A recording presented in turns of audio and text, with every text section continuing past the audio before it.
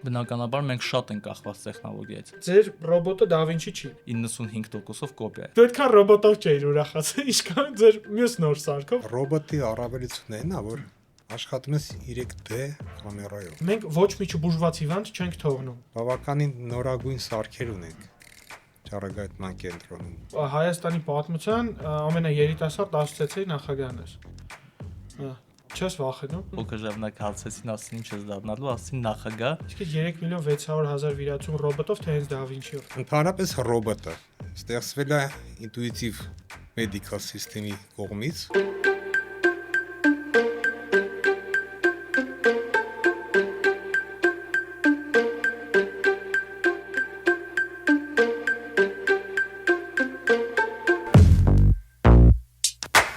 Ողջույն սիրելի հյուրեր, ողջույն սիրելի բարեկամներ, չնայած ինչ հյուրեր, որտեղ ոչ մեկ չի նայելու մեր ոդկասթը լայվ ստեղ, բացի մեր թիմից։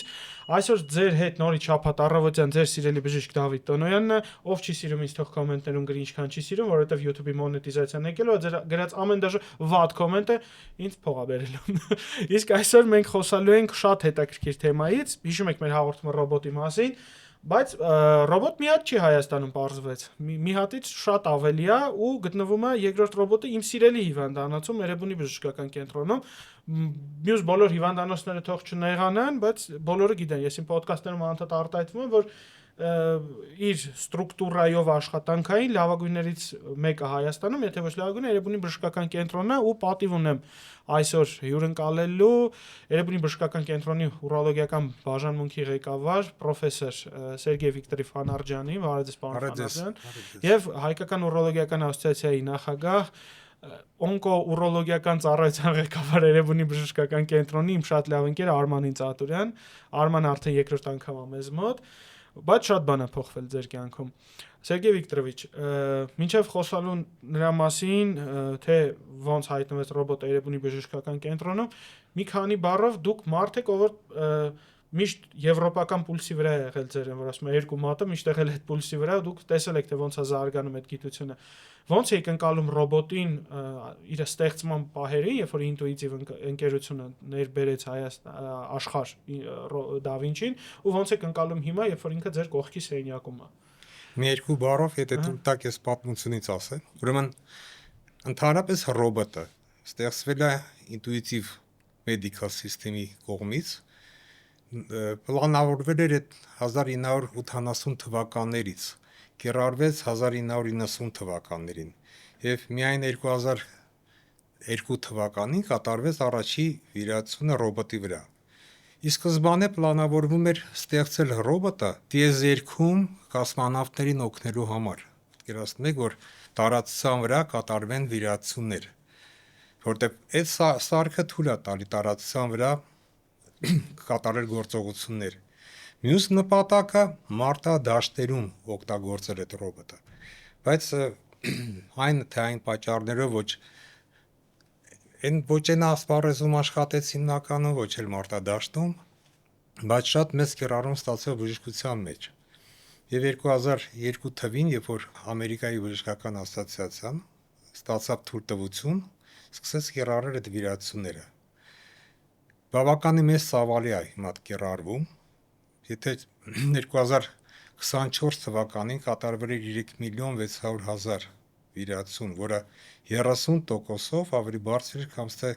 2023 թիվը։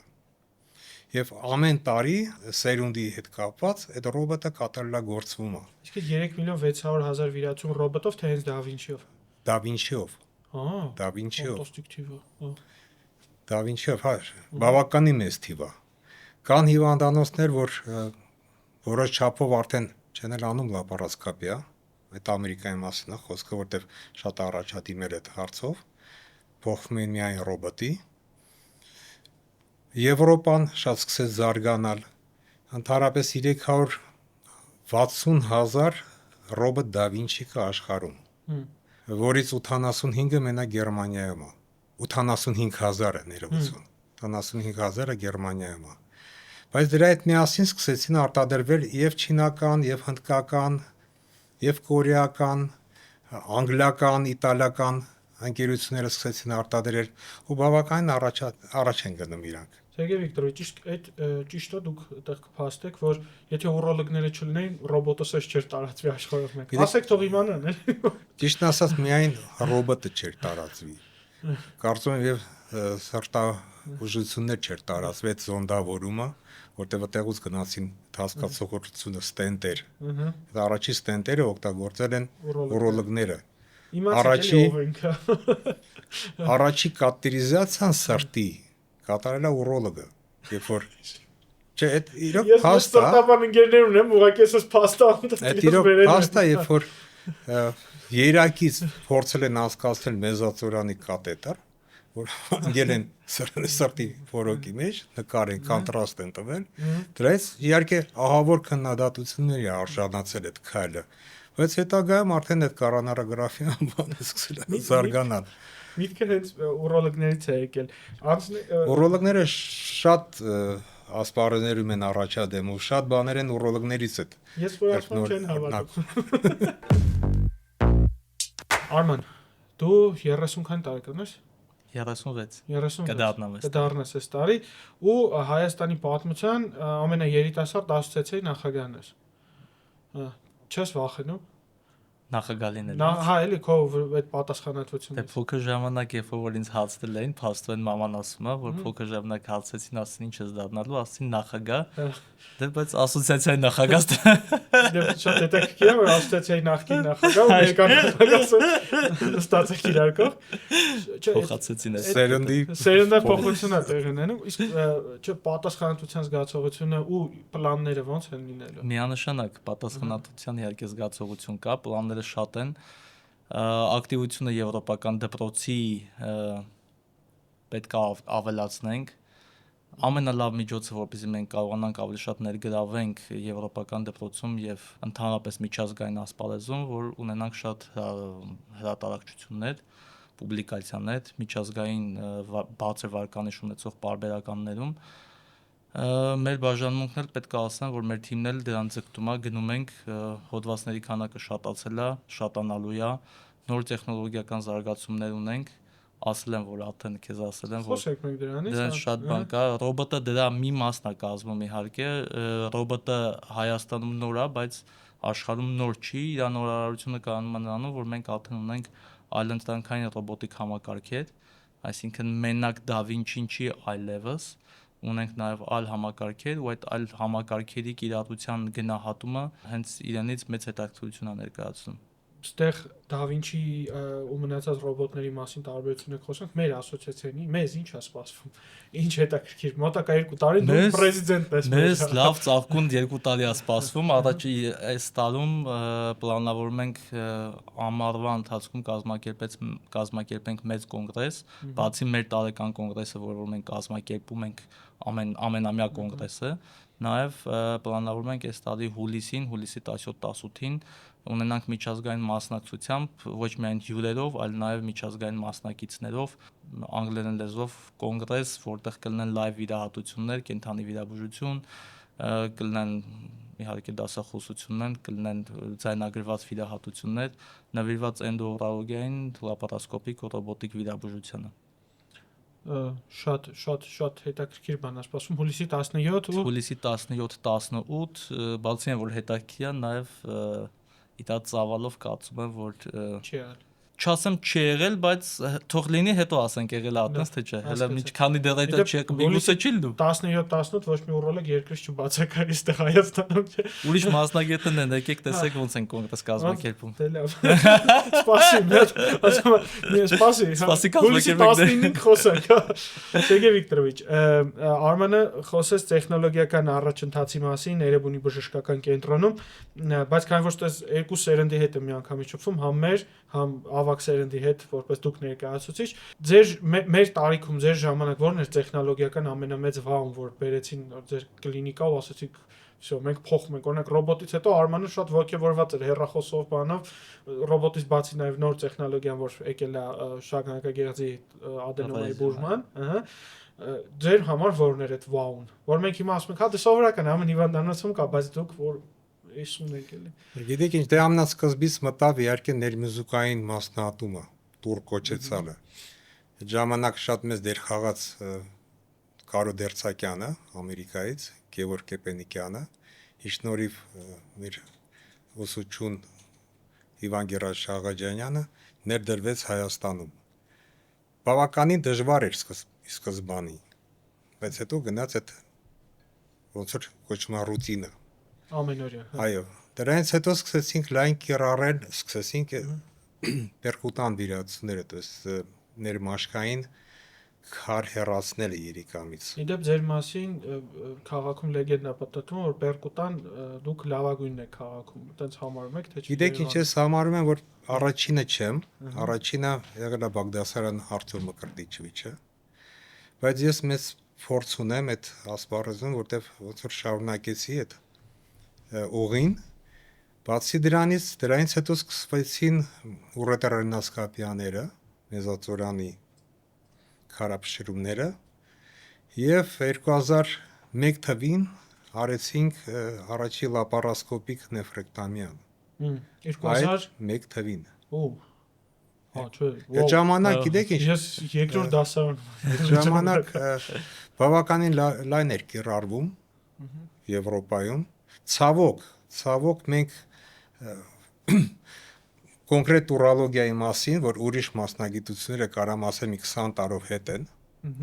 Եվրոպայի, Ամերիկայի կողմից, ուրոլոգիան այդքան հետ չի։ Երբ որ մենք սկսեցինք լապարասկոպիան սկսել էր 98-96 թվականներից։ Ուզում եմ ասեմ, իշնորհիվ այդ մեր կապերի, Սփյուռքի հետ, հետո այդ միջազգային կոնգրեսներին հաճախ մասնակցում, այդ շեմը բավականին պակասել էր։ Դե ես միշտ այդ օրինակը բերում եմ, այդտեղ Ռուբեն Օգանեսովիչի հետ հաղորդմանը, Արտուր Մկրտիչովիչի հետ հաղորդմանը, Երվան Սերգեյիչի հետ հաղորդմանը, այստեղ որ նույն տաղավարում նկարում ենք, միշտ այդ եմ ասում եմ, օրինակ մենք որ գնում ենք եվրոպական կոնգրեսների, օրինակ ամենամյա կոնգրեսին, որ գնում ենք, մենք շատ չենք զարմանում։ Հա, ասում ենք շատ լավ է, օքեյ, այս բանն էլ կա, շատ լավ է, օքեյ, այս բանն էլ կա, բայց զարմանքից քար չենք գտնում։ Ու որ կողքից էնդոկրինոլոգ, կարդիոլոգները խոսում են, գիտես, Եվրոպայում, ասում եմ, Եվրոպայում մենք ոչ մի չբուժված հիվանդ չենք թողնում։ Այսինքն այնքան տեխնոլոգիապես ամեն ինչը ունենք, որ Հայաստանի պայմաններում բոլոր տեսակ ուրոլոգիական խնդիրների հարցը կարողանում ենք լուծել։ Կարիք չկա, որ հիվանդը լքի Հայաստանը բուժման նպատակով, ու այդ վայ էֆեկտը չկա, բայց 90-ականների վերջից թվում է դա լինում է այդ վաու էֆեկտը։ 70 թվականների վերջում սկսեցինք տարածքային լիթոտրիպսիան, քարապշրումը։ Հա։ Առաջի ապարատը եկավ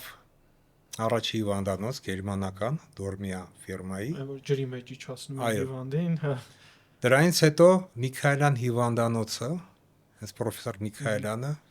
Իվան Գերաչի խնդրանքով արավ ռուսականը, ուրատ ոչեցալը։ Այդ ուրատը սարքում էր տանկովի զավոդում, որտեղ տանկեր էին սարքում։ Ու այդ ջրի մեջ իջացնել այդ տանկի մեջ որ բաշնյան ֆռցնում ես, նույն համակարգն է, չեք պատկերացնում, դա մի 3 ահռելի սենյակ էր ինքը զբաղեցնում։ Որտեղ մի հատ ահռելի սենյակ կար, որ ջուրն էին պատրաստում, մյուսը այդ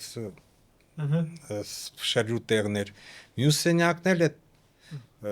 էլեկտրական տրանսֆորմատորներ, բաներ, դա բավականին լուրջ։ Հիմա որ մի փոքր սենյակ։ Հիմա իհարկե, հիմա արդեն ոնց որ մտավ այդ 4 լիթոտրիպտորների սերունդը, որը մի հատ փոքր տեղ է գրավում։ Կատեի չափ էլի, կարելի ասել։ Ասեմ բավականին պրոգրեսիվ աճ նկատվավ ուրոլոգիայի մեջ, բավականին պրոգրեսիվ։ Այս մի 20-30 տարվա ընթացքում։ Ու հիմա նամանավանդ որ մտավ ռոբոտներ, փաստորեն ինքը լրացրեց այն, որ մենք չունեինք։ Այդ է։ Այդ որ մենք չունեինք։ Այս ամառ Վրաստանում դու մեր հետ էր, թե չէ։ Ֆոգուի ժամանակ, հա։ Վրաստանում հետ ենք խոսում, մենք ամեն ինչ ունենք, բացի ռոբոտից, ռոբոտներ ունենք արդեն։ Ես մեր կլինիկայում չկա, բայց ես այն առաջի շատ սրտանց ուրախացողներից եմ եղել, որ կարող եմ վերջապես դրսի գործընկերներին ասեմ, դե դուք ինչից եք, ինչով եք մեզնից առավել արդեն, որովհետև լուծում ենք բազմաթիվ խնդիրներ։ Ու այդ պետք է ասել անպայման, որ իշնորհիվ Արտյոմ Մաքսիմիչ Կուշկյանի, Սլամեդի տնօրինությանը, Ասխի կենտրոնի տնօրինությանը։ Իրենք են տրամադրել այդ ֆինանսները, որոնք գնել են, այդ էժան բան չի։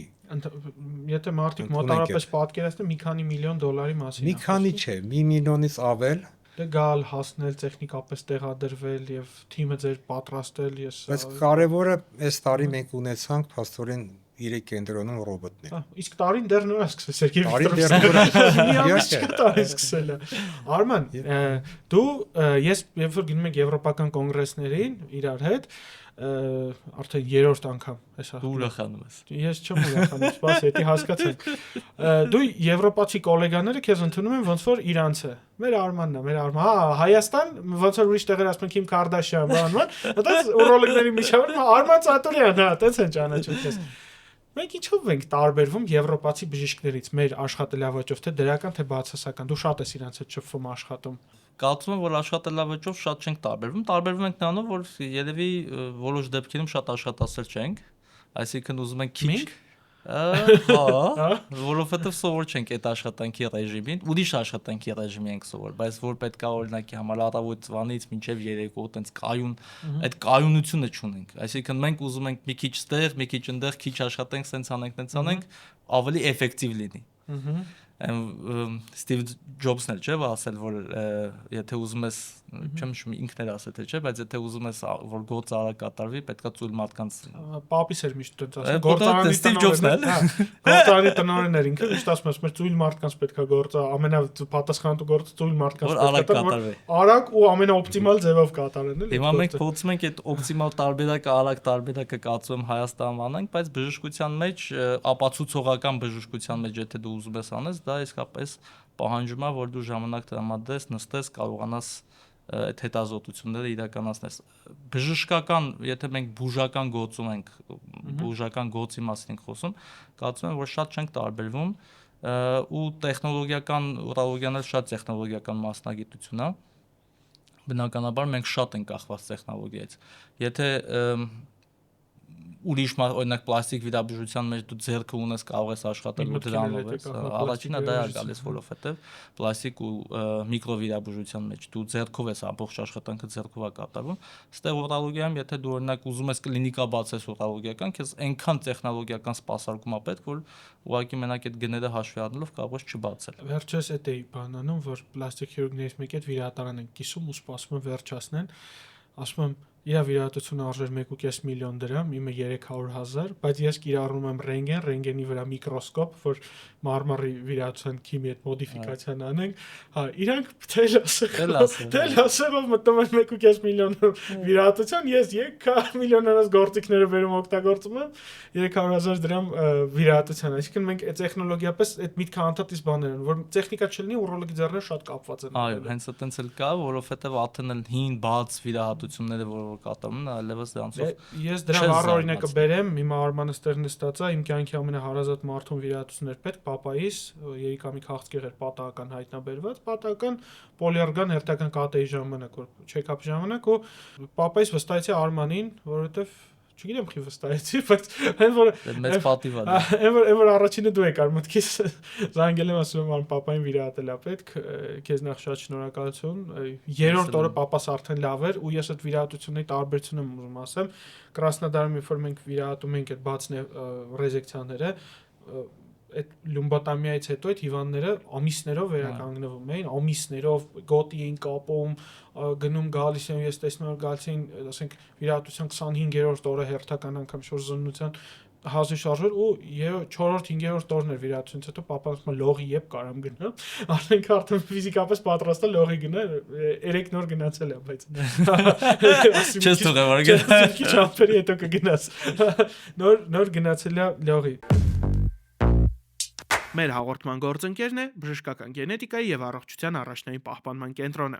Բժշկական գենետիկայի կենտրոնը Աբովյան 34/3 հասցեում գտնվող բոլորդ էլ գիտեք, ու գիտեք այնտեղ կարելի է հանձնել գենետիկական անալիզներ, մասնավորապես պարբերական հիվանդության հետ կապված։ Սակայն քչերը գիտեն կամ զարմանում են մեկ-մեկ, որ բժշկական գենետիկայի կենտրոնում կարելի է հանձնել անալիզների ամբողջ սպեկտրը, սկսած արյան ընդհանուր քննությունից վերջացրած բարդ NGS պանելներով կապված հղիության, օնկոլոգիական հիվանդությունների, ռևմատոլոգիական քիմիական հիվանդությունների, սիրտ-անոթային հիվանդությունների եւ այլ տարբեր տեսակի պաթոլոգիաների համար։ Կարող եք հանձնել հորմոնալ տեստեր, կենսաքիմիական տեստեր, մարիաբանական հզոր լաբորատորիա, PCR լաբորատորիա եւ շատ ծառայություններ, որ մատուցում է բժշկական գենետիկայի կենտրոնի պրոֆեսիոնալ, բարի ու շատ ընկերասեր թիմը։ Մանրամասների համար կարող եք զանգահարել 015 800 800 հեռախոսահամարով կամ այցելել cmg.am կայք։ Իդեպ բժշկական գենետիկայի կենտրոնը անցել է ISO հավաստագրումը։ Դե ինչ սիրելիներս, այցելեք մեր մոտ ու առողջ եղեք։ Սերգեյ Վիկտորովիչ, ռոբոտից խոսանք, ինչի համար մենք հավաքվել ենք, ոնց որ մեր հաղորդման անունն էլ է տես լինելու ռոբոտին նվիրված, երբ ենք կիրառելու Էրեբունի ԲԿ-ում ռոբոտը։ Ինքը արդեն կիրառվել է։ Որ հիվանդությունների պարագայում են կիրառվել ուրոլոգիայում ռոբոտը։ Ռոբոտը կիրառվում է բոլոր այն վիրահատությունները, որը կատարվել է բաց եղանակով։ Դե հիմնական է պրոստատեկտոմիան է, հիմնականը։ Մյուսը գնում է երիկամի մասնահատումը, օրոսքի ժամանակ, երիկամի հեռացնելը, մեզապարկ հեռացնելը, քաղցկեղի ժամանակ, մեզածորանի, ավազան մեզածորանի պլաստիկաների ժամանակ եւ շատ օգտակար կնի, ավելի շուտ էֆեկտիվ կնի մակ երիկամների օրուսների ժամանակ կիրառվի այդ։ Որոնք սկսում են շատ հայտնվել դիմա։ Բայց այս վերջերս մենք այցելեցինք Տաշկենտ, Ալմատան եւ այնտեղ մեր գոլեգաները ինչ հետարքիր հաստ ասեցին։ Ասում եմ շատ հաճախ կիրառվում է ֆիբրոուրետրենոսկոպիան, որը երիտասարդների ձեռքը, ասում շատ ինքը իրոք դժվար վիրահատություն չի համարվում, բայց ինքը ունի բավականին լուրջ հետևանքներ, եթե չես հետևում կանոններին։ Հիմնական հետևանքը այդ մեզածորանի վնասվածքն է, մեզածորանի նեղացումն է։ Եվ իրանց մոտ բավականին մեծ տոկոս կանցնում էր աղիկից մեզածորան փոխարինելը, էլի ռոբոտով։ Էլի ռենոսկոպիաներից հետո։ Ուրետրենոսկոպիա, ֆիբրոուրետրենոսկոպիաներից հետո, թեկուզ այդ ռենոսկոպիանից հետո որ բայց բավականին մեծ հիմա տոկոս է կազմում այդ ռոբոտ վիրահատությունների հետ կապված այդ փոխարինումը մեզածորանի բարակ աղիկով։ Մենք էլ որ դեռ ասեմ փառքասուրը դեռ չենք ունեցել այդ բարդություններ, որ հերթ հասնի դրան, բայց գիտեք ինչ բժշկություն է եւ ամեն ինչը հնարավոր է։ Ուղղակի վատը գիտեք որն է, որ օրինակ մի հիվանդանոցում Արմանի հետ վերջերս դա ենք խոսում, մի հիվանդանոցում ինչ-որ X բարդություն է լինում, թավոք սրտի քաղաքով մեկ սկսում է տիրաժավորվել այդ բարդությունը որպես մի հատ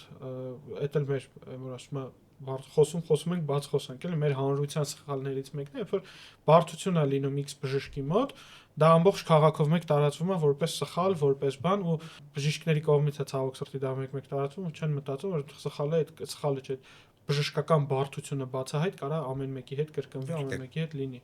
Մենք որ խոսում ենք ընդհանրապես ռոբոտի մասին, բացի ուրոլոգիայից, շատ ինքը լայն կիրառում կարա ստանա դուրս է արտասահմանում ստացել է գինեկոլոգիայի մեջ, թոքային վիրաբուժության մեջ, սրտային, սրտի վիրահատությունների ժամանակ եւ նեյրոխիրուրգիայի մեջ։ Այն ինչ որ կապված է ուրոլոգիայի մեջ, միզուկի պլաստիկաներ են անում ռոբոտով։ Ոչ թե արդեն թափանցրու դեպի խորոջ, այլ դրսից։ Հա, բայց այստեղ շատ հետաքրքիր բան ասեմ, բժիշկներ չեմ հիշում, էլի ոդկասթի ժամանակ զրուցում ենք, ասացի, բայց լապարոսկոպիկ վահանաձև գեղձել է վիրահատում, ասում եմ դա արդեն ֆանատիզմ է, էլի վահանաձև գեղձը, ասենք ոչ կտրվածքն է մեծ, ոչ բանը իր վիրահատությունների, ու էնդոսկոպիան կիրառել մի տեսակ, ասում եմ օվերբայն է, էլի։ Արտասահմանում շատ լայն կիրառություն է ստացել դոնոր նեֆրեկտոմիաները եւ փոխպատվաստումները։ Կրասնոդարում մեր ուսուցիչը Վլադիմիր Մեդվեդևը տրանսվագինալ տրանսպլանտացիաներ էր անում երիկամի ռոբոտով, հա դա ինչիով էր կիրառում։ Դու ես առաջի վիրահատությունը ձեր բաժանմունքի, հա, Էրեբունիում, հա։ Ինչ վիրահատություն էր։ Շագանակագեղձի արմատական հատացում։ Պրոստատեկտոմիա ենք։ Այո, քաղցկեղի հետ կապված, պրոստատեկտոմիա։ Ոնց է հիվանդը։ Լավ է, դուսագրված կաթետրը հանել ենք։ Մեզը պահում է։ Մեզը պահում է։ Մեզը կարող չպահել նաև, դենց չի որ պետք է անպայման ռոբոտով արել ես, պետք է մեզը պահի, տենց դա թյուր կացիկ է, բայց բնականաբար ինչը որ ռոբոտը մեզ առավելությունը տալիս լապարասկոպիայի հետ համեմատած ու դա հետազոտություններով հաստատված է, վաղ միզապահությունն է, միզապահությամբ ավելի բարձր տոկոսն է ու սեռական ֆունկցիայի վաղ վերականգնում։ Այսինքն եթե մենք համատում ենք օրինակ միզապահությունը մի տարի անց, մենք կարող ասենք, որ լապարասկոպիան ու ռոբոտիկ վիրահատությունը փորձառու երկուսն էլ փորձառու ձեռքերով կատարված գալիս են հավասարվում են, բայց վաղ առաջի 3 ամսվա ընթացքում միզապահության տոկոսը ռոբոտիկ վիրահատությունից հետո ավելի շատ է։ Պետք է հաշվի առնել մարդու համար շատ դաժան է միզապահությունը։ Մենք ստատիստիկայի լեզվով ենք խոսում, բայց երբ որ դա պրոյեկտում ես պացիենտի վրա, պացիենտ տղամարդ, աշխատող, ասենք օրինակ ինչ որ կամ բիզնեսմեն, պրոստատեկտոմիայից հետո մեծ չպահի, դա թեկուզ մի քանի ամիս որ հավասարվի։ Դե մենք բժշկորեն ենք դրան մոտենում, որ ժամանակա պետք որ անցնի, իրականում այդպես էլ կա, բայց բնականաբար եթե հնարավոր է կյանքի որակը 2 ամսով էլ ավելի, այսինքն չսպասել 3 ամիս, որպեսզի կյանքի որակը բավարար մակարդակի վերադառնա, որ մինչև վիրահատություններ, այլ 2 ամիս շուտ վերադառնա, կարծում եմ, որ կորուստի օրերը քիչ կլինեն։ Դու պրոստատեկտոմիան լապարասկոպիկ եք իրականացրել, Սերգեյ Վիկտորովիչ, դուք բաց պրոստատեկտոմիաներն եք ոնց հասկացա, ավելի շատ չէ կյանքում իրականացրել ձեր։ Կյանքում հա։ Կյանքում ավելի շատ։ Իսկ ռոբոտի հետ աշխատելուց դուք բացը, իսկ դու լապարասկոպիա, ի՞նչ տարբերություն եք տեսնում, որն է ձեր առավելությունը լինում։ Բացի այն որ սիրուն վիդեոներ ես նկարում վերջին շատ։ Ռոբոտի առավելությունն է, որ աշխատում ես 3D կամերայով։ Այդ թույլատալի 10-ից մոտավորապես 20 անգամ մեծացնել տեսադաշտը։ Իսկ այդ ամիզապահության ժամանակ դու ունենում ես ավելի པարզ պատկեր, ավելի երկար ես կարողանում թողնես միզուկը նոր հատես։ Ռոբոտի ժամանակ ավելի հեշտ է լինում անջատել ներվերը, անոթները, որ անջատել շաքանակագիծից, ոչ թե հատել։ Հեռացնել մենակ շաքանակագիծը, դրանով պահպանելով սեռական այդ հարաբերությունները, դες ֆունկցիան։ Այդ դրա մեջ է հարաբերությունը։ Համ անոթները, համ ներվերը դու ավելի པարզ ես տեսնում ռոբոտի օպտիկ սիստեմով, քան թե լապարասկոպիայի։ Բաց վիրացիան ժամանակ կամ պահեր, որ դու չես տենում, դու քոր ես անում կամ մատով շոշափելով։ Ռոբոտի ժամանակ դու այդ տենում ես։ Լապարասկոպիայի ժամանակ ոչ էլի ամբողջն ես տենում։ Այստեղ նրբություններ կան, կամերայի թեքությունը, աստիճանը, որ տակից կարող է մտնես ավելի པարզ երևա։ Այդ նրբությունները կան, իհարկե առավելությունները ռոբոտի շատ է։ Իսկ դու լապարասկոպիայի հետ համեմատած։ Ես ուզում մենակ մի բան ասեմ հենց սկզբից, որ ռոբոտը չի նշանակում, որ ինքը ինքնավար է։ Հա, այդ ես գալու էի դրան։ Պետք է գանք այդ որովհետեւ վիդեոներից մեկում մեկին կոմենտ էր գրած, որ ես իմ կյանքը կակոյի ռոբոտի չեմ վստահի։ Ու դա այտենց է, իրականում ինքնավար չի եւ յուրաքանչյուր շարժում հսկվում է, ավելի շուտ ինքը կրկնում է մեր վիրաբուժի յուրաքանչյուր շարժում։ Այդ ամենակարևորն է, որ պետք է հասկանանք։ Իսկ ինչն է տարբերությունը լապարասկոպիայի ու ռոբոտի, կարծում եմ մենք չեմ իրար հետ ենք խոսում թե չէ, բայց այս երկու օրվա ընթացքում ա եղել խոսակցություններ, ուրոլոգների հետ ա եղել, դա եմ ասում։ Ասացին լապի մասին, ասացի, որ ես մի քանի օրից էլ որ անեմ, հետ չեմ գնալ լապարասկոպիայի, որովհետև զգացողությունը այսօր էլ ասացի, որ սուպեր հերոսի նման զգացողություն ունես, այնդ որ դու կարողանում ես 3-րդ, 4-րդ ձեռ գումարես, իսկ որն են ձեռները, ասենք մենք 2 ձեռ ունենք աշխատանքային, երբ որ ուզում ես մեկը քեզ օգնի, ձեռքով ինչ որ բան ցույց տա, ասում ես ասիստենտը տանում է այս կողմ կամ այն կողմ, դու տեսնում ես։ Մյուս ասիստենտին է խնդրում ես օրինակ լապարասկոպիայի ժամանակ կամերան մոտեցնի։ Այսինքն 2 հոգի մատ քեզ պետքա, որպեսզի դու այդ գործողությունը կարողանաս անել։ Այստեղ մենակ արկադինակ պետք։ Այստեղ մենակ Այստեղ դու նայում ես, կամերան հսկում ես ինքդ, մոտեցնում ես ինքդ, անկյունները թեքում ես ինքդ, հələ բացի հետ էլ մի հատ դնես 3-րդ ձեռ, որ կարաս փոխես ֆոտով ու կարողանաս վերցնես, ասենք, պահես, այսինքն դու քո ասիստենտն ես։ Այդ զգացողությունը, գիտես ինչի նման է, այն չիլավեք պահուկը որ կա, երկրորդն, այն մարդն։ Ասմինոգը։ Օկտովյան։ Ստուդիան պետք է ճիշտ տենց անունները արտադրել։ Իհարկե պետք է դիտարկել, որ ինքը մենակ լավ ձևով է բանադու։ Օտոն էլ է լավ ձևով։ Տենց է սկսել, չէ՞։ Տենց է սկսել։ Շարունակենք, ձեր ռոբոտը Da Vinci չի։ Ինչով ենք տարբերվում Da Vinci-ից։ ինքը համարյա Da Vinci Xi-ից չի տարբերվում, ու երբ որ ես իրանց ասեցի, ես դուք FDA approval ստացել եք, այսինքն Ամերիկայի Միացյալ Նահանգների կողմից հաստատված է այս ռոբոտը, ասես մենք չենք կարող անդիմենք, որովհետև ինքը մոտավորապես 95%-ով կոպիա է։ Հա։ Այսինքն ինչով է ինքը Da Vinci, տիպիկ չի, բայց այստեղ պետք է նաև ասել, որ երբ որ գնում ես Չինաստան, Չինաստանի մասին վերաբերմունքը, չինականի ու Չինաստանի մասին վերաբերմունքը ամբողջովին փոխվում է։ Իսկ արդեն գնալ էլ պետք չի, հա։ Հասնես մտնում ես ու սենց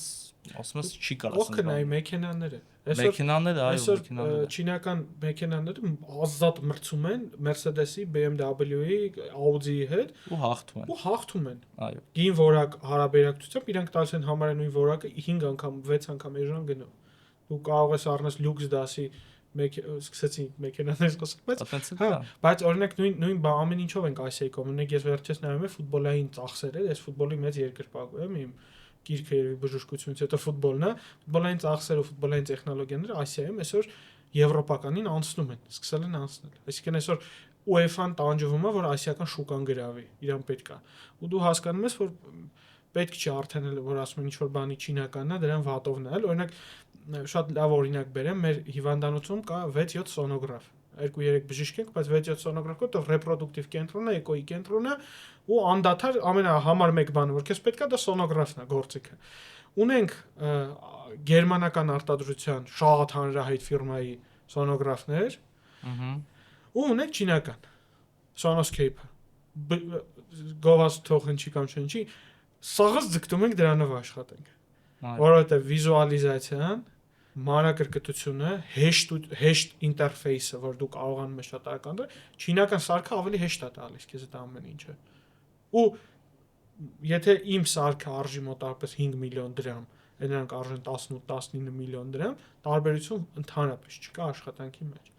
Ու հենց այդ է։ Թող իմ 5 միլիոնանոց սարքը 5 տարի աշխատի, 5 տարի հետո մի հատ է կառնում, եկա։ Երկար աշխատում են։ Երկար աշխատում են, չէ։ Ասածս ինչա, որ չինականի, եթե մեր դիտողներն այն ասեն, վայ, չինականն է, բայց չինականի պետք չի վերաբերվել։ Ես իզուր չասեցի, որ իմ ամենասիրած հիվանդանոցը Երևանի հիվանդանոցն է, ճիշտ է։ Ես այնտեղ չեմ աշխատում, բայց իր մեծությամբ, իր ստրուկտուրայով ինքը լավագույն կենտրոններից մեկն է, թե ոչ լավագույնը, որովհետև ինչն է ինձ հաճույք պատճառում, այնտեղ չկա երկու բաժանմունք, այտենց իրանք չեն աշխատում երկու բաժանմունքի վրա պլաստիկ քիրուրգիայի ու էսթետիկ բժշկության, այսինքն ռեալ բժշկական, այն ծանր դեպքից, ծանրագույն դեպքից, ռադիոիզոտոպերի այդ նոր ճառագայթային բուժման կենտրոնից սկսած, ես ճառագայթային բուժման կենտրոնից բացվելուց հետո հասկացա, որ Երևանի մի քիչ ուրիշ մակարդակի է բարձրանում, որովհետև ծախսել այդքան գումար ստանալ այդ մեծ կենտրոն, դրա տեղը կարելի էր 5 հատ պլաստիկ վիրաբուժության կենտրոն բացել ու գումար գեներացնել, որտեղ հասկանում ես Երևանի գումարի մասին չի առաջնահերթ, Երևանի բժշկության մասին է։ Ու ճառագայթային ախտորոշման կենտրոնում հարցը հենց այդ է։ Ինչքանով է հիմա, այսինքն կա ռոբոտը, կա ճառագայթային բուժման կենտրոնը, կա օնկո բաժինը, այսինքն օնկո հիվանդը մտավ Երևանի կենտրոն, Սերգեյ Վիկտորովիչ հարցրի ձեզ ուղղեմ, օնկո հիվանդը մտավ Երևանի բժշկական կենտրոն, ինքը կարողանում է իր բուժումը A-ից մինչև Z 100% անցնի այդ մի բժշկական կենտրոնում ու դուրս գա, ախտորոշումը եւ բուժումը։ Հիմա այո, ես մի քանի տեղ հնչեցրել եմ այդ իմ մեծ ցանկությունն է եղել, որ հայ մարդիկ մնան Հայաստանում բուժվեն։ Նրանք շատ էին դուրս գալի արտասահման, ես կամ են սարքը չունենալու պատճառով, ես կամ են մակարդակը չունենալու պատճառով։ Բայց հիմա մենք գալիս ենք կամաց դրան, որ թե ռոբոտը, թե լապարասկոպիան լավ հասարակ, թե ռոբոտը, թե ճառագայթումը, թե քիմիան, իրանք կարան բարձր մակարդակով եվրոպական, ամերիկյան ստանդարտներին մավող ստանան Հայաստանում։ Բավականին նորագույն սարքեր ունենք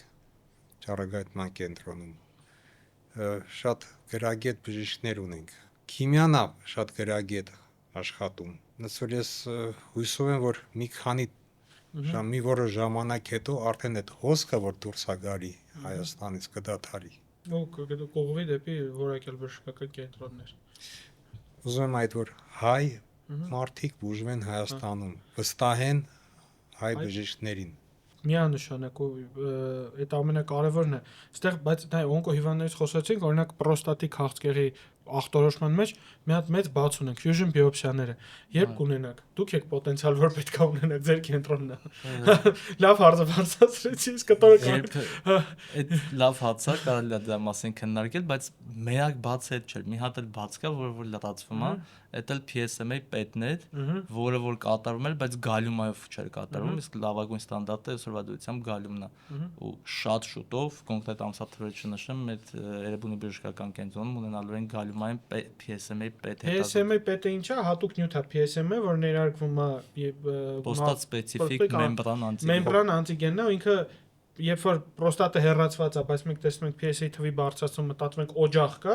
սա թույլ կտա հստակ բարձել օջախը որտեղ է ու փորձել մարդուն տեղային ճառագայթով կամ այլ բուժական մեթոդներով բուժել։ Այս վերջերս դիմնեվսի ուշի պրաժուժալ ոնց ռուսներն են ասում, դու այդքան ռոբոտով չէիր ուրախացել, ինչքան ձեր մյուս նոր սարքով, որը էլի բավականին թանկ ու բավականին հզոր սարքավորում է պրոստատի ադենոմայի բուժման համար։ Ես քեզ միկրոֆոն, ես քեզ կամերա պատմի։ Պատմեն։ Ամեն օր նույն բանից է խոսում, հետ զանգում։ Հա, ռեզյումը։ Պատմեն։ Ձեր ենք վերել նոր սարքավորում, ռեզյում կոչվածը, որը շագանակագեղձի բարոյական գերաճի բուժման նոր զենքերից մեկն է կարելի այսպես ասել, այսինքն մենք գիտենք որ կա շագանակագեղձի տուր կոչվածը ներմիզուկային մասնահատում, այդ ստանդարտ վիրահատությունն է, որը որ արդեն Սերգեյ Վիկտորիչն էլ ասեց 1980 վերջին 80-ական թվականներին է, չէ՞, 88-89 թվականներին այն ժամանակ որ ներդրվել է, բնականաբար դրանից հետո դարձել է առօրեական եւ երբ որ մի բանը շատ լավն է, մտածում ես արդյոք պետքա փոխել թե չէ, բնականաբար, բայց կան հիմա լազերներ ու կա լազերային էնուկլեացիա, որը արդեն իսկ իրավում է Երևանի բժշկական կենտրոնում, այսինքն այդտեղ էլ պետք է ասեմ, որ երբ որ լազերային էնուկլեացիան անում ես, ել չես ուզում հետ վերադառնաս դեպի շագանակագեղձի տուրին, հա, դա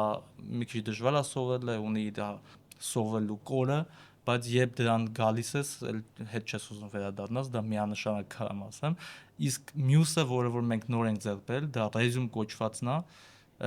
ինչ է իրենց ներկայացնում գոլոշիով առանց կտրվածքների շագանակագեղձի մեջ տաք գոլոշիով կարողանում ենք շագանակագեղձի հյուսվածքը փոքրացնել հստակ առավելություններ ունի,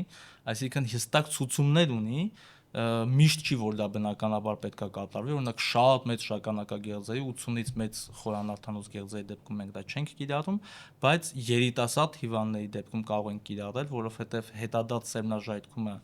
այն ինչը որ մենք հիվանդներին ասում ենք, թե սերմը դուրս չի գա, ոչինչ հիմա այս տարիքում երեխա ունենալու երևի միտք չունես, չենք էլ խորանում, չենք էլ երևի փորձում հասկանանք, արդյոք դա այդքան կարևոր է, թե այդքան կարևոր չի։ Ինքը պլյուս բան է, չէ՞, ես ոնց հասկացա, ինքը ամբուլատոր գործ է։ Ինքը ամբուլատոր գործողություն է։ Հիվանդը նույն օրը տուն է գնում, այո, ինքը մոտավորապես 5-10 րոպե հիվանդը քնելու է, կաթետը տեղադրվում է, բայց հիվանդը, այսինքն բուժառուն հիվանդանոցում օր չի անցկացնում է իր համար հարմարավետ միջավայրում իր տանը։ Եվ երիտասարդ հիվանդների համար, երիտասարդ բուժառունների համար է ցուցված առաջինը, եւ երկրորդը իհարկե տարեց բուժառունների համար, ովքեր ունեն սրտային խնդիրներ, ում համար կլասիկ, այսպես ասած, տուրը կամ լազերային էնուկլեացիան կարող է վտանգավոր լինել։ Այո, կարող է վտանգավոր լինել սրտային անբավարարության տարբեր աստիճանների դեպքում։ Տվյալ դեպքում մենք օրինակ միզային կաթետրից հիվանդին կարող ենք ազատել այդ գործողությունը կատարելով։ Շատ պետք է այլընտրանքային տարբերակներ միշտ ունենանք եւ կարծում եմ որ կանք ոգևորված են, որովհետեւ դա առաջինն է Հայաստանում եւ ուրախ եմ որ հենց Երևանի բժշկական կենտրոնում էլ ունի։ Պետք է շագանակագեղձի բուժման օղակը փակվի, ամբողջ օղակը։ Դե միանշանակ, որովհետեւ ոնց որ հրաշք խոսքը չէ, բոլոր տղամարդիկ մի օր բախվել են շագանակագեղձի ադենոմայի հետ ու իրանց բուժումը, որ ասում է 100%-անով պետք է իրականացվի, որովհետեւ մենք խնդիրներ ունենք, որ ժամանակին օրինակ թագավորները չէին կարող այդ խնդիրներից ազատվել, նույն Պետրոս առաջինը, Պյոտր I ադենոմայից էր, չէ՞, թե շագանակագեղձի քաղցկեղից էր։ Դեբիզուկի նեղացում։ Ստրիկտուրայից էր տառապում։ Ստրիկտուրայից էր տառապում։ Իսկ հիմա որ հիմա ինքը լիներ, մենք շատ արագ նույնիսկ հայկական Հայաստանում իրանք դառնանք придворный уролог։ Շատ Ջերմած Պրիդվարնը ռոլը Պյոտր Պերմի հետաքրքիր բան է։ Ես պատմության սիրահար եմ, իմ թե մայրը թե կինը պատմաբաններ են ու ես փոքրուց պատմության մեջ եմ եղել ու Եվրոպայի ուրոլոգիական կոնգրեսներին իմ ամենասիրած գրքերը որ նվիրում են դա ուրոլոգիայի պատմության գրքերն են։ Ես բոլոր կոլեկցիան բոլոր տարիների մոտս պահում եմ, էլի։ Շատ հետաքրքիր է, որ ես նայում եմ թե մենք ինչքան հին մասնագիտություն է ուրոլոգիան, որովհետև նայում եմ առաջի սարքերը կաթետերիզացիայի հին Եգիպտոսում, հին Հունաստանում, երկաթյա, մետաղյա, չգիտեմ, այնտեղ տարբեր տեսակի թղթի բամբուկից պատրաստված կաթետրներ, բաներ, իսկ խնդիրը այնքան հին է, ուղղակի բուժման տեխնոլոգիաներն են հիմա, էլի, ու մարդիկ որ սկսել են ավելի երկար ապրել, ժամանակին կաղոտաղամարտը 35-ում գնար պատերազմ, հետ չգար, ունենար բայց այդ 35-ում 20 տարեկան երեխեք, իսկ հիմա մարդը ապրում է մինչև 80, 90, 100 տարեկան ու հետ է գալիս, իսկ ինչ վերաբերվում է ռետրոգրադ էակուլյացիային, վերջերս Արթիկ քաղաքում կոնսուլտացիաներ եմ իրականացնում ու ոնց է ընդունված Հայաստանում ամբողջ ցեղով մի հատ պապիկի համար են եկել, պապիկի մի աշկը չի տենում ձեռով sense բանով, նստած պատմում եմ, որ ոնց շագանակագեղձի տրանսուրետրալ մասնահատում է, պետք խոսեցինք, ասում եմ դե մի հատ շատ լուրջ բարդություն կա, շուշմոց նայում եմ սաղ դեմքից, էլ երեխա չի կարող ունենա, այդ մարդը տարիքով բանով, ասես նայում են, ասում են հա բայց պետք չէ ունենա մարդիկ, այսինքն մենք մի իրավիճակից ենք հասել, որ պատմության մեջ խնդիրը եկել հասել է նրան, մենք կարողանում ենք տարիքով մարդուն առաջարկել բուժումը ու իր միակ բարդությունը կարող լիներ երեխա չունենալը, հիմա այդ բարդությունից էլ ենք ազատվում։ Կստացի ռեզյումը ես ոնց հասկացա համարյա ռոբոտի գնի սարքավորումը։ Ինք չէ, այդքան թանկ չի, չէ, ինքը էժան է, բայց իր գինը ինքը միան ստեղ էլ է կարևոր նշել, որ իր բոլոր գործիքը կազմը միանվագ օգտագործման է, այսինքն թեորիապես որևէ վարակի հավանականությունը մոտենում է մոտավորապես 0-ի եւ դա իր գնի գոյացումը հենց իր գործիքակազմն է, որ միանվագ է օգտագործվելու։ Մեկ էլ պատմությունից որ ասացիր, մի բան եմ ուզում ուղղակի ասեմ, քանի որ ռոբոտիկ, պրոստատեկտոմիա այդ թեմաների շուրջ է, այդ նույն պատմության գրքերի, նույն եվրոպական դպրոցի պատմության գրքերի մեջ որ կալ, այնտեղ գրած էր, թե ոնց է նյարդապահպան պրոստատեկտոմիան զարգացել, այդ կարդացել ես դրա։ Չէ, այդ մասը բաց եմ թողել։ Այդ Պատրիկ Վոլշը Campbell Walsh-ի հանրայ Patrick Walsh-ը այդ հետազոտությունները իրականացրել են երեխաների, մահացած երեխաների շարքանակագեղձի անատոմիան ուսումնասիրելով, որտեղ որ անատոմիական առանձնահատկությունները խախտված չի շարքանակագեղձի մեծությամբ կամ փոփոխությամբ։ Սկսել են սովորել։ Այդտեղ այո, այդ երեխաների կամ դիակների վրա հասկացել են անատոմիան ինչպես է ու դրանից հետո կարողացել են կիրառել։ Անատոմիան ինքը էապես փոխել է, այսինքն այն ժամանակ մարդիկ մահանում են շարքանակագեղձի հեռացում են կատամ արյունահոսությունից մահանում են, որտեղ այնքան երակային հյուսակ կա ամբողջ շարքանակագեղձի կողքը ու բաց վիրահատությունների դեպքում էլ գիտես արյունահոսումը վերջը չկա այդ արյունահոսության, ոնց կարող ես մեկը արյունա գալիս, իրանք կարողացան իրանց մեթոդիկան բերեն ու արդեն եւ արյունահոսությունների հավանականությունը պակասեցին եւ սեռական ֆունկցիայի համար պատասխանատու նյարդերի տեղը իմացան որ ոնց է գնում եւ միևնույն ժամանակ միզապահության համար պատասխանատու մկանները կարողացան այսպես ասած բացի արտաքին սեղմանից մնացած կառուցվածքներն էլ առանձնացվեցին։ Այստեղ խոսք գնաց Walsh-ից, Սերգեյ Վիկտորովիչ, ձեզ որպես պրոֆեսոր հարց տամ։ Ուրոլոգիայի լավագույն գիրքն է Campbell Walsh-ի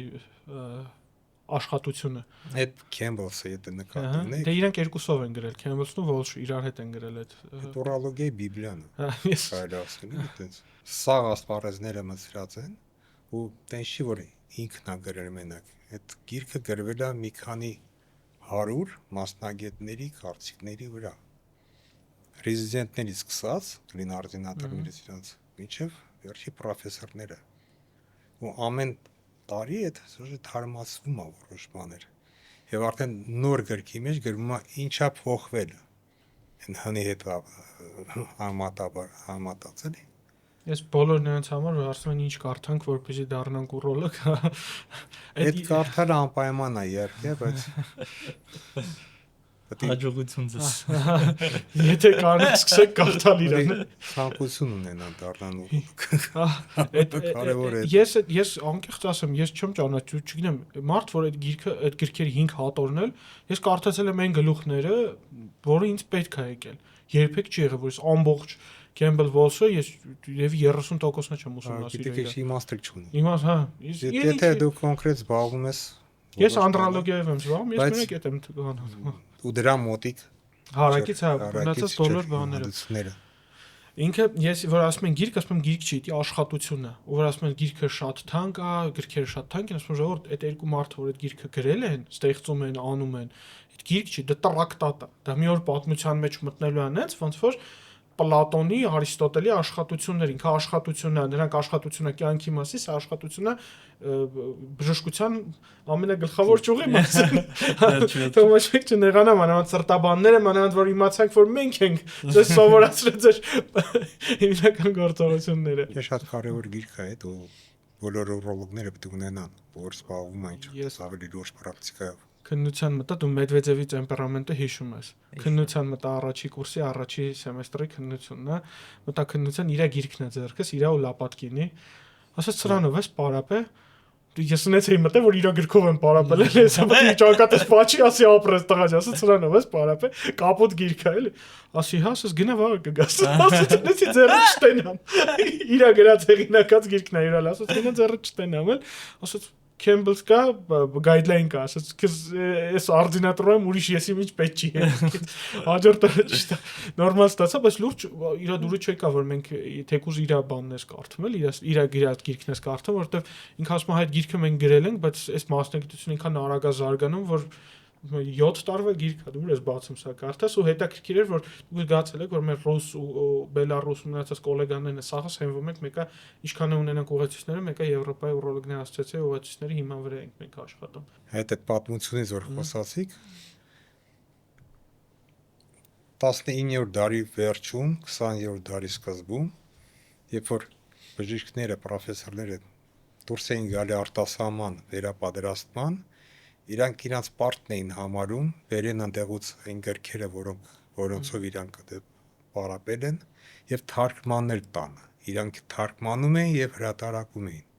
Այդ իրանց պարտն էր, որ կամաց զարգացավ այդ Ռուսաստանում բժշկությունը։ Չնայած կարելի ասել, որ շատ հզոր վիրաբույժներ ունեինք։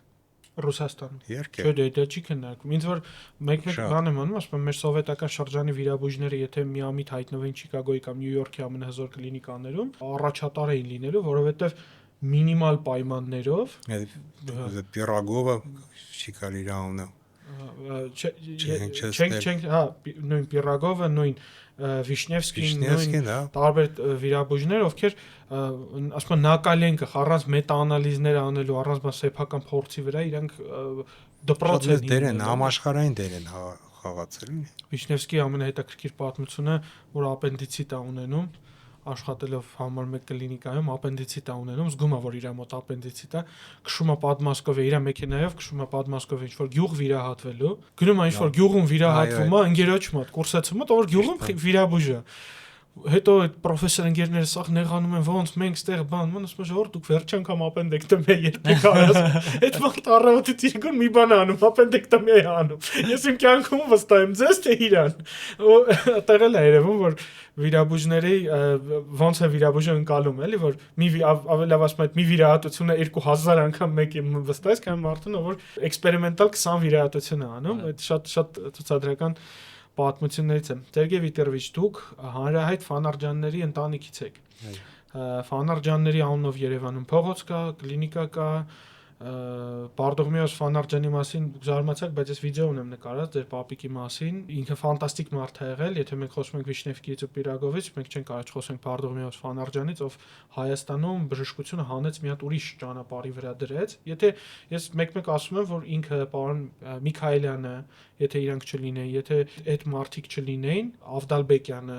մենք մեր կարող է բժշկությունը ոչ այսքան զարգանար, մենք ունենայինք ինչ որ ունեին միջին ասիական երկրների բժշկությունը, այլ ոչ թե այդ բժշկու այդ նմանատիպ մարդկանց դերակատարումն է։ Ինչ պատասխանատվության զգացողություն է եղել ձեր այս երկար տարիների կարիերայում, որ դուք եղել եք Բարդողմեոս Ֆանարջանի թոռը։ Ու կհիշեք իրան, հիշում եք իրան թե։ Հիշում եմ, ես 10 տարեկան էի, որ ինքը մահացավ։ Շատ լավ չեմ, բայց հիշողություններ կան։ Դեք բավականին մեծ պարտավորություն է լինել այս մարդու թոռ, բայց մեծ է պատասխանատվություն այդ, որ այդ ասոր անունը պետք է բարձր պայես ազգանունը, ու համ ես, համ եղբայրս, համ եղբորս որդին, աշխատել ենք միշտ ինչքան հնարավոր է բարձր պահենք այդ ազգանունը։ Մեծ պատասխանատվություն է։ Եվ ծանոթ Դե աշխատես առաջիններից լինես տենց կներեք մի քիչ տենց անհամեստության համար, բայց դե աշխատես ոնց որ գետնով չտաս այդ ազգանունն։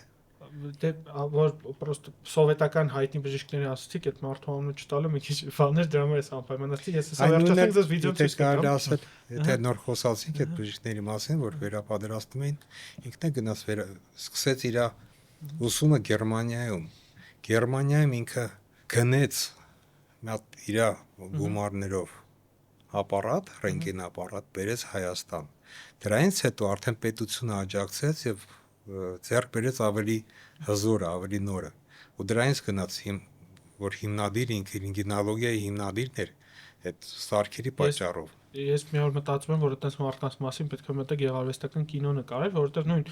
պարոն Ֆանարջյանի կյանքը ուսումնասիրելուց հասկանում եմ, մի բան է, երբ որ մենք հիմա նստում ենք ինքնաթիռ թռնում ենք, մի բան է այն ժամանակ, երբ որ դու հասնում ես մի հատ երկիր, մի հատ փակ տարածությունից գնում ես մի հատ ուրիշ փակ տարածություն, փորձում ես այնտեղից տեխնոլոգիա բերես, որը ոչ մեյլ կարաս անես, որը ոչ կարաս ֆլեշկի վրա գցես, բերես, դու պետք է նայես, սովորես, անցալես, բերես ու ներդնես։ Ու հրատարակեց 7 հատ դասագիրք նվիրված ռենտգենոլոգիային, օնկորենտգենոլոգիային, որը մինչև հիմա կերարվում է այս ամբողջ Ռուսաստանով։ Ես նույնը քեզ կարամ ասեմ։ Հայաստանում, համ Ռուսաստանում։ Դու հայկական ուրոլոգիայի հիմքերից մեկի որդին ես։ Ահա, հա։ Աշոտ Ծատուրյանի որդին ես, բայց եկել է ժամանակը, որ մենք արդեն չենք ասում Ծատուրյան Աշոտի տղեն է, այլ կարող է papayin մեկ-մեկ ասենք մեր Արմանի papan է։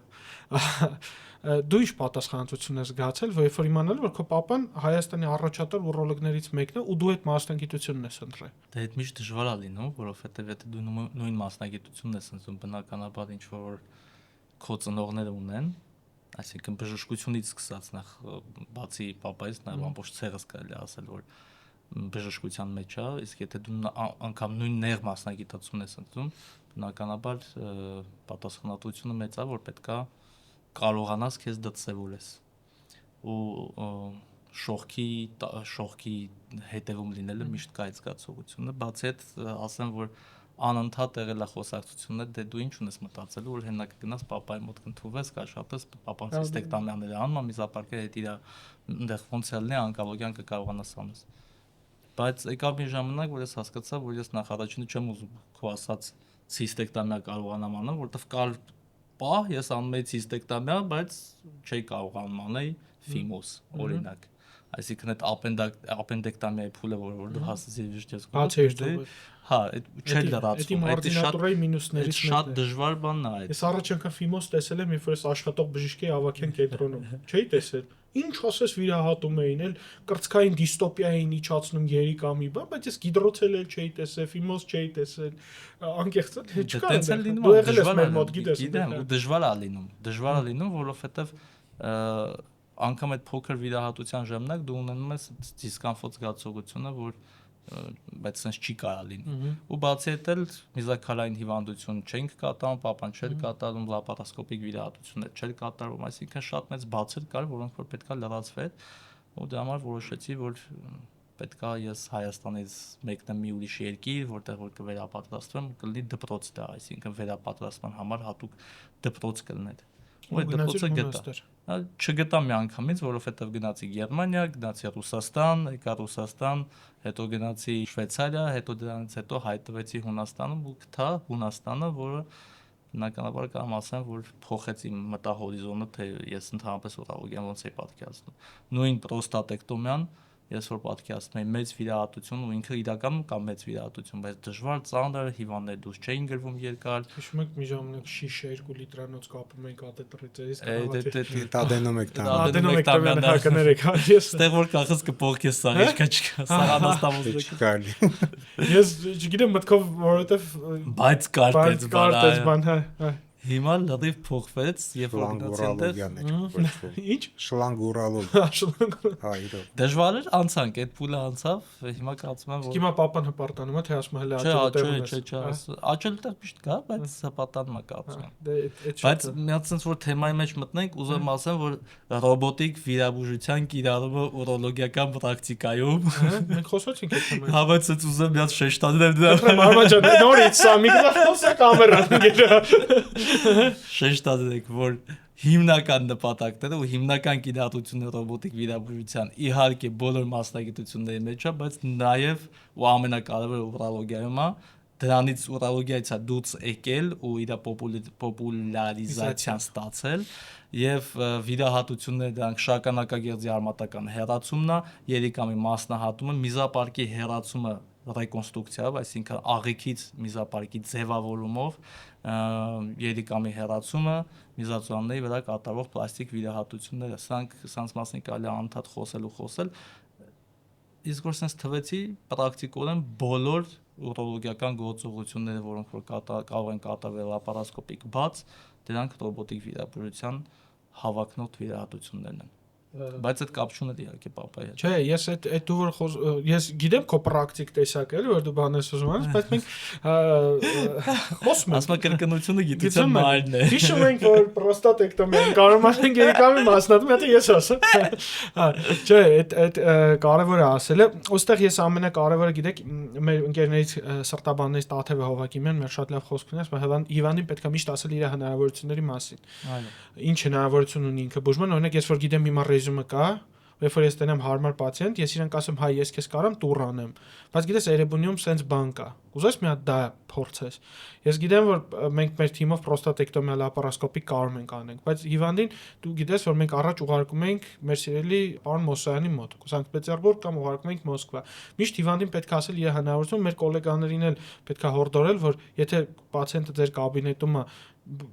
ձեր հիվանդոցը դեռ չունի այդ հնարավորությունը, ստում է պետք է հիվանդին անպայման ասել, որ կա նաև օրինակ ռոբոտի հնարավորություն, կա ռեզումի հնարավորություն, կա այս տարբեր տեսակի հնարավորություն, պացիենտը պետք է իմանա ու հետո ընտրի։ Պետք է ազնիվ լինենք։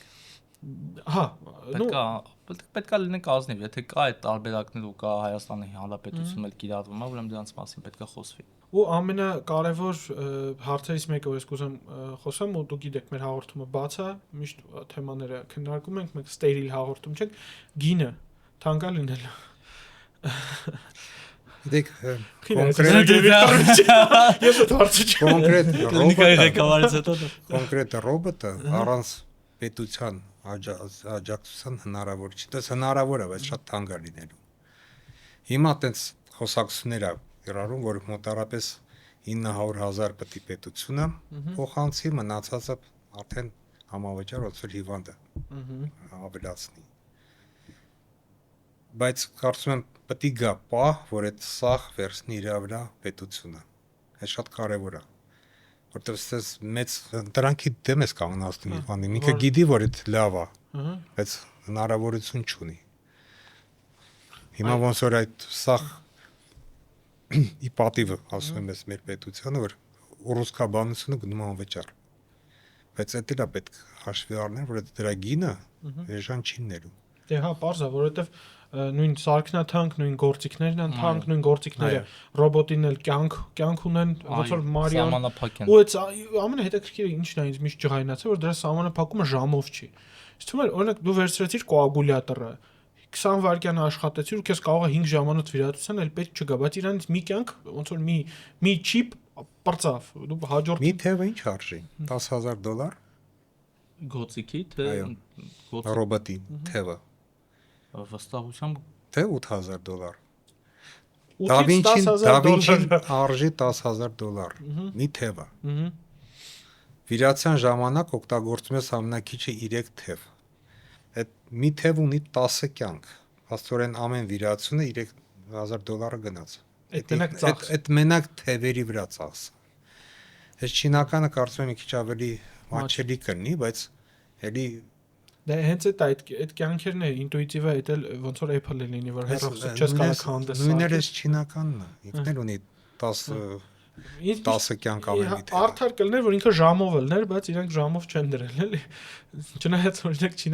Չինաստանը ժամանակին դա Վինչիները վերցնում, վերա պրոֆիլավորում, վերա մոդելավորում են, որ կյանքերը չէր վերջանում, անverջ օգտագործում էին։ Կարծում եմ, այս երկու ամսվա մեջ ավելի པարզ կն այդ գնային ալիցիկանեն, հա, սեգմենտը։ Շնորհակալություն, որ մեզ հյուրընկալեցիք, հուսամ դուք գոհ եք մեր զրույցից, ես շատ գոհ եմ, շատ մեծ բավականություն ստացա, որովհետև հետաքրքիր թեմաները ու իմ աշխարհի ամենահոգեհարազատ թեման է, ասում եմ, բժիշկները, ուրոլոգները մենակ ուրոլոգներից են խոսում, ու մեկ է երբ ֆուտբոլիստներ են այստեղ, ինձ թվում մենակ այդ ժամանակ հետաքրքիր կլներ սենց իմ համար, թող չնեղանա ոչ մեկ, հաղորդումը դուրս գալուց հետո անպայման կլսեն կարծիքներ, հուսանք դեվիացիների քանակը մինչև այդ շատ բարձր կլինի, մեզ բոլորիս կանաչ ճանապարհ, ձեզ նորից շնորհակալություն, իսկ դու հա հենց դու էկրանի հետևում ուզում ես ունենաս քո սեփական հաղորդումը, վարես քո բլոգը, ունենաս քո SMM պրոդուկտը, ֆոտոսեսիա անցնես, կինո նկարես, այդ ամեն ինչը քեզ կարա հնարավորությունը տա Spin IDS Agency-ին, արի Spin ու մենք ցույց կտանք թե ինչեր կարող ենք անենք քեզ մեդիայում, առողջ եղեք, պակա։